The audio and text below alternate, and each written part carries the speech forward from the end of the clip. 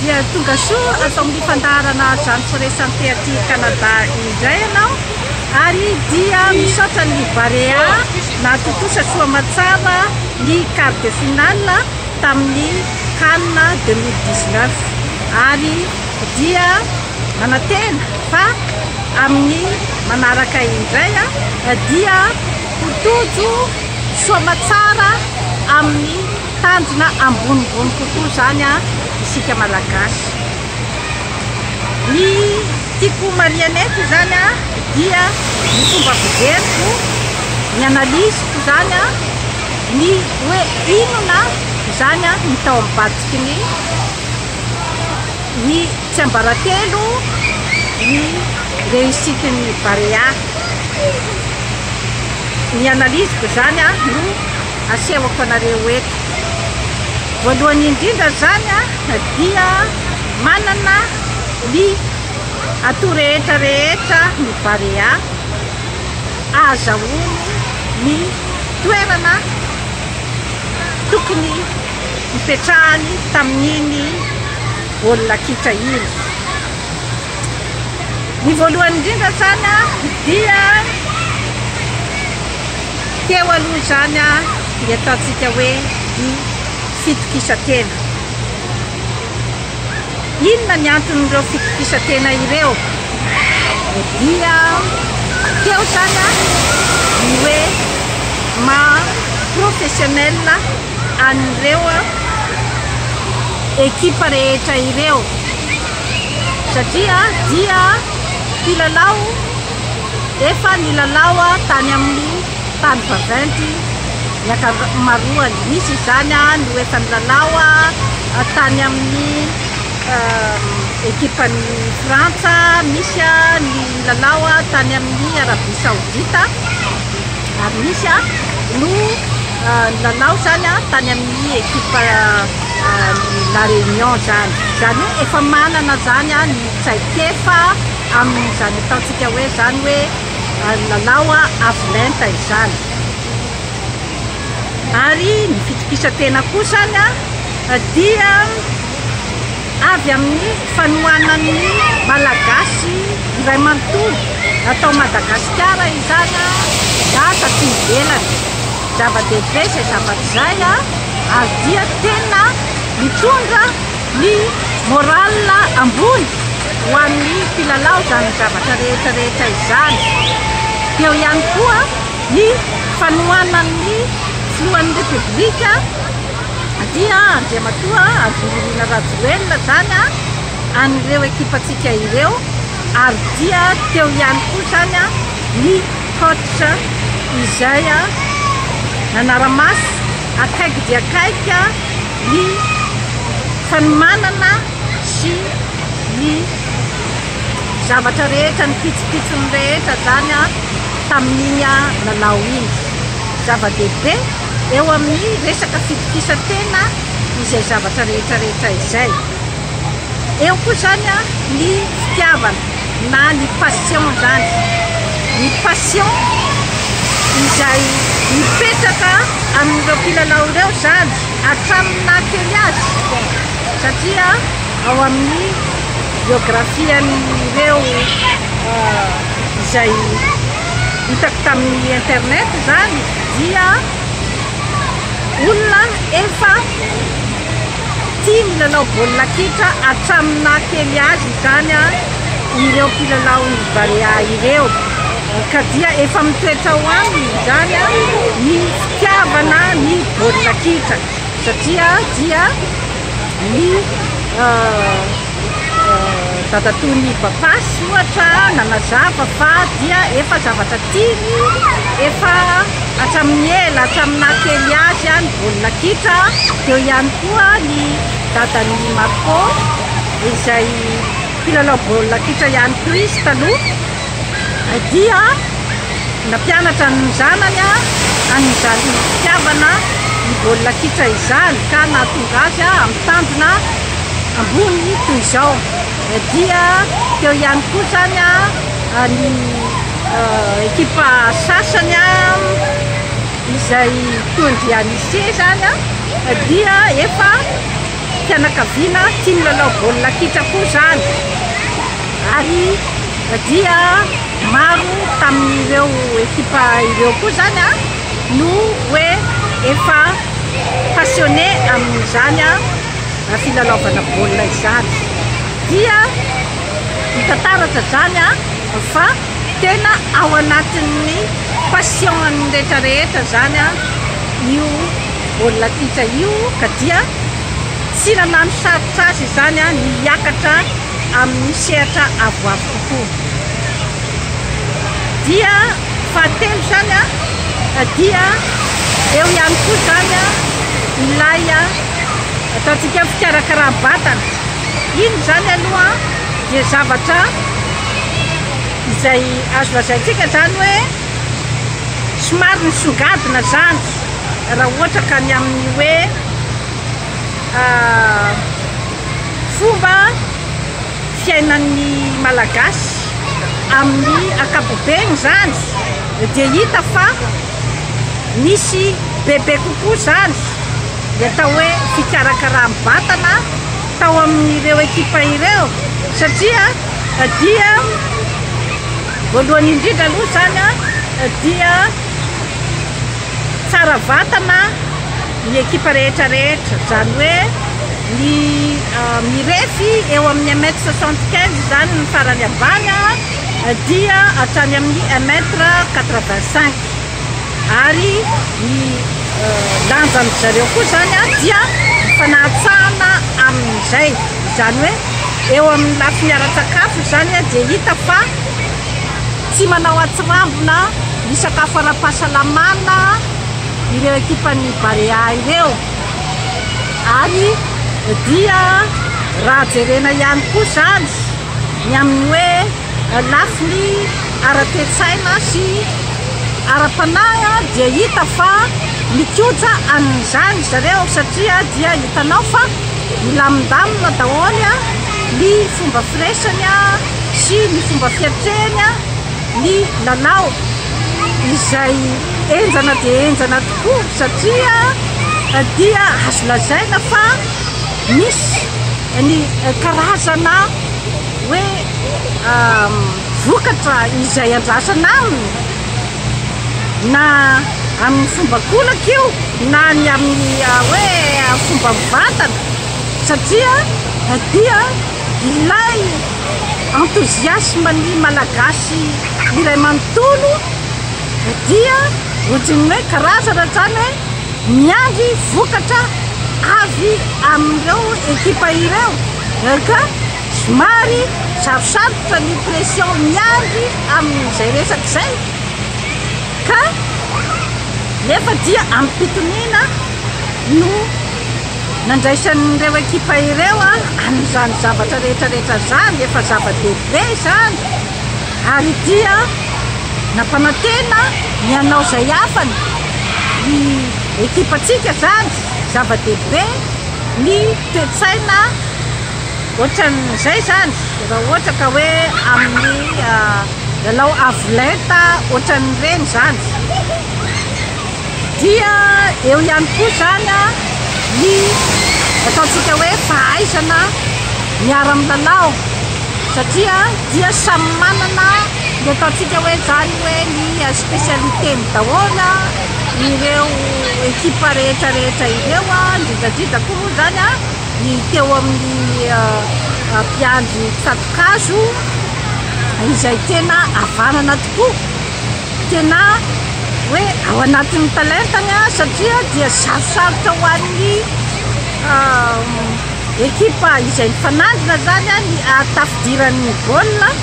tao amin'ny tsatokazo, dia deraina manokana ny ekipatsika amin'izay lafiny izay.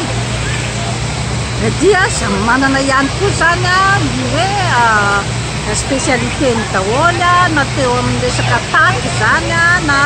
teo amin'ny resaka défense, dia hita fa tena avanana ary misy talenta ny ekipan'ny Barea, ka izany zavatra rehetrarehetra izany dia tao anatin'ny ataontsika hoe bonne organisation, Zay koa zany dia isan'ny fahombiazana izay nisy tao amin'ny ekipan'ny Barea zany satria dia mahay dia mahay tokoa ny coach indrindra ny amin'ny hoe ny fantenany an'ireo ekipa ireo ary ny hoe miantsony an'ireo karazana malagasy mana-talenta izay efa mipetraka any amin'ny tany vaventy ary milalao amin'ny ekipan'ny tany vaventy. Ataoko fa karazana créativité izay mipetraka izay zavatra zay ary dia teo ihany koa zany ny finiavana izay avy amin'ireo ekipa malagasy izay efa mila ravinahitra tany ivelany satria dia nanaiky ny andeha anome voninahitra ny tanin-jazany ireo ekipa ireo satria azony atao ange ny hoe tsy nanaiky fa hoe efa tsaratsara toerany zay aty amin'nisy anay aty ka inona koa no andehananay anao an'izany fa dia nanaiky zareo zany ny hoe mba anome voninahitra ny tany miaviny zava-dehibe zany zavatra zany ary ny toe-tsaina izay mendrim-piderana tokoa satria dia tsapa tamin'iny baolina kitran'ny Cannes 2019 iny zany fa mana-talenta ny malagasy, manan'olo-manga ny malagasy fa mila fotsiny zany ny ataontsika hoe organisation ary ny leadership matanjaka ny andrindra an'ireo karazan'olona ireo sy ny andrindra ny karazana talenta satria zany zavatra rehetrarehetra izany dia tsy mora ny mandrindra an'izany zavatra rehetrarehetra izany tsy safan'ny entreprise ihany io dia mila leadership matanjaka sy mahay izany hoe mitondra entreprise izany ka dia teo amin'ny resaka leadership zany no mendrim-piderana koa zany tamin'ireny toe-javatra ireny. Teo amin'ny resaka zany hoe fanohanan'ny vahoaka malagasy dia mendrim-piderana ny fihetsika nasehoan'ny malagasy tsy vaky volo na taty ampitan'ny ranomasina na tany Madagasikara izany satria sambany no nisy ny ataontsika hoe zany hoe fiaraha-mientan'ny malagasy ray manontolo ary dia nanome ny ataontsika hoe tsirom-panantenana na ny rêve tao amin'ny malagasy zany hoe sambany zany mba misy olona izay mitondra ambony ny voninahitry Madagasikara napahafantatra ny Madagasikara eran'izao tontolo izao fa afaka manao zavatra ny malagasy ary afaka mampiseho ny talentany ary afaka mampitsaka ny lohany amin'izao tontolo izao raha ohatra ka misy zany ny finiavana zava-dehibe zay zavatra zay. Eo amin'ny resaka fandriam-pahalemana dia mendrim-piderana koa ny zavatra nasehoan'ny malagasy tamin'ireny fotoana rehetrarehetra ireny satria dia amin'ny andro alina no nivoaka ny malagasy andeha hijery hiara-hientana amin'ny fanohanana ny ekipany kanefa dia tsy naharenesako aloha raha tamin'ny vaovao ny hoe resaka korotana na ny resaka fifamonoana na ny resaka toy izay zany fa dia nilamina tsara ny zavatra rehetra tsy naheno aloha hoe nisy naratra na ny fampitoraka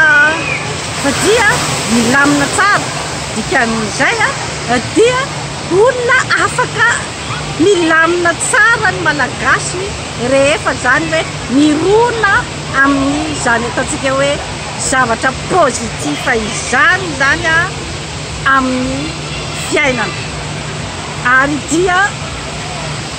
napisy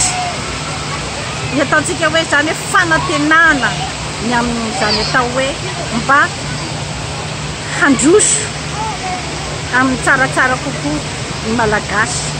satria ireny fihetsika rehetrarehetra ireny dia fihetsika izay mampiseho ny fanantenana rehetra ao amin'ny tsirairay ao anatin'ny fahatrana mangitsokitsoka dia afaka manantena ireo zany no hoe karazana staratsika zany starany malagasy amin'izao fotoana izao ohatra velona zany ny amin'ny hoe misy olona izany mba azony tanora sy ny mpiray-tanindrazana rehetra mba ireharehana zay natao hoe star aty amin'ny Amérique du Nord dia zany no ametrahana n'ireny star reny sy ny hoe anindraindrana ny zava-bitany sy anehoana ny fiainany mba apisy ny karazana motivation sy apisy ny fanantenana ny mpiarabelona rehetra mba azoto hiasa mba hiezaka amin'ny fiainana mba hanana tanjona zava-dehibe zay zavatra zay eo amin'ny resaka hoe fihavanam-pirenena dia eo zany no misy vocabulaire izay ahitsiko kely zany ireo milaza hoe efa vita ny fampihavanam-pirenena tsy any angamba ny hoe vocabulaire tokony mipetraka fa hoe efa misokatra zany ny ataontsika hoe fanantenana ny iroso amin'izany atao hoe fampihavanam-pirenena izany fa tsy hoe vita satria tsy moramoraina ohatran'izay ny fampihavanam-pirenena satria zavatra masina dia masina io fampihavanam-pirenena io ka tsy tokony ho tsotsorina hoe rehefa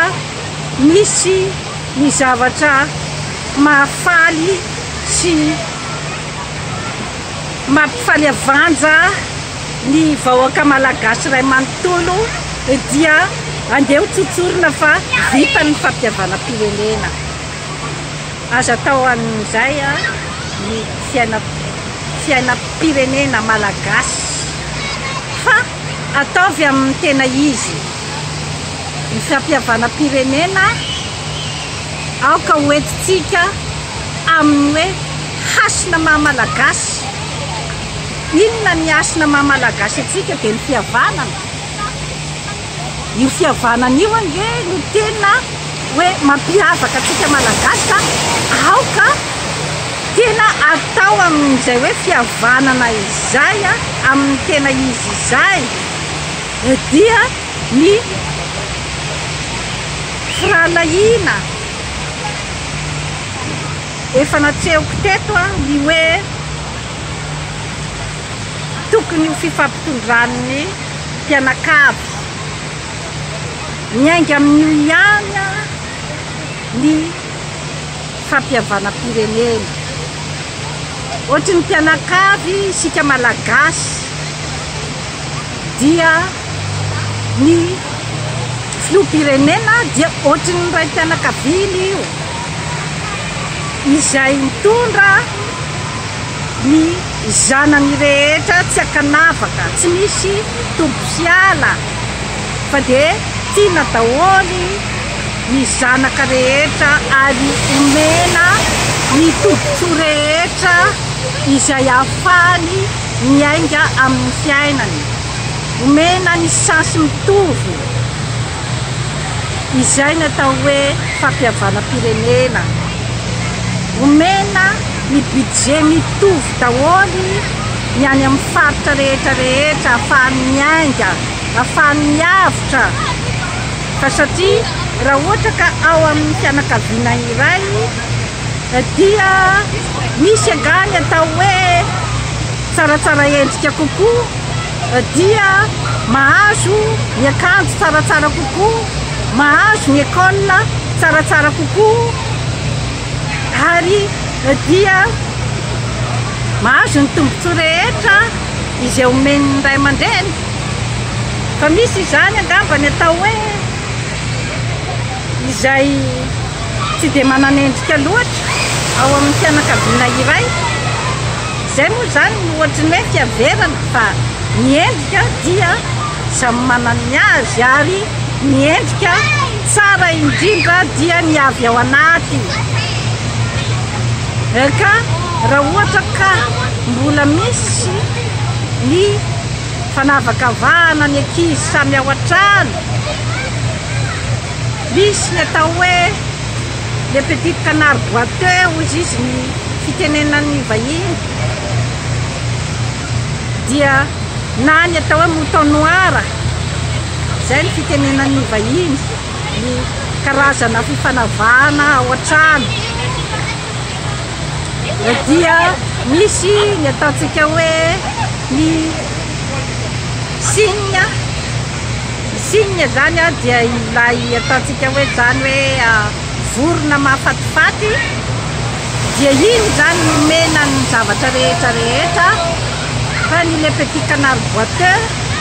dia heverina hoe raha tsy vitany ty zazy ty, fa dia aleo mba omena an'izay efa tsaratsara vitany eto zany ny zavatra rehetra. Aza atao an'izay ny raharaha-pirenena, fa dia jereo ohatry ny zanaka rehetra ny firenena malagasy. Iray tsy mivaky isika na dia atao raha hoe misy ny fahasamihafana. Na amin'ny piraita-po dia misy angambany fotsifotsy kokoa, misy angambany maintimainty kokoa amin'ny piraita-po, fa piraita-po ihany ny anarany, ary tokony ahazo ny fitiavany ny ray aman-dreny daholo, tokony ahazo ny sasy rehetra ahafahany miavitra. Zay no atao hoe fampihavana-pirenena. Ka atoroko mitodika bebe kokoa ny tenako zany amintsika avy any amin'ny faritra izay mitonona fa vitany fampihavana-pirenena. Dia ny tiako ambara fotsiny dia ny hoe rehefa mba metimety ny fiainanao avy any amin'ny faritra, dia mba mahaisa miady, mba mahaisa mijery ny havanao izay any ambanivohitra be any, any akotakoita be any, miady amin'ny tsy fandriampahalemana, miady amin'ny anoanana, miady amin'ny tsinjiofalavo, amin'ny dahalo, mitebiteby isan'andro. Aza moramorainao ny fampihavana-pirenena rehefa metimety ianao, fa mba jereo ny havanao izay any akotakoita any. Afatra avy ety amiko izay aza mitonona fampihavana-pirenena ho vita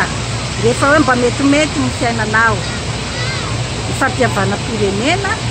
dia zavatra hifanarahana amina resaka contrat soratra mipetraka izay olovain'ny taranaka faramadiny ka dia mba hidioka ny arena ny malagasy tsy akanavaka, mba hidioka ny arena misy ao amin'ny tany ny malagasy tsy akanavaka. Ary dia izany fampiavana-pirenena izany dia tokony arahana fety sy famonoana omby satria ny Barea dia efa nanokatra an'izany ataontsika hoe karazana fandrosoana any amin'izany hoe tsaratsara kokoa izany eto amin'ny firenena. Ka io Barea io zany dia tsara ho porofoina fa misy hasina amin'ny malagasy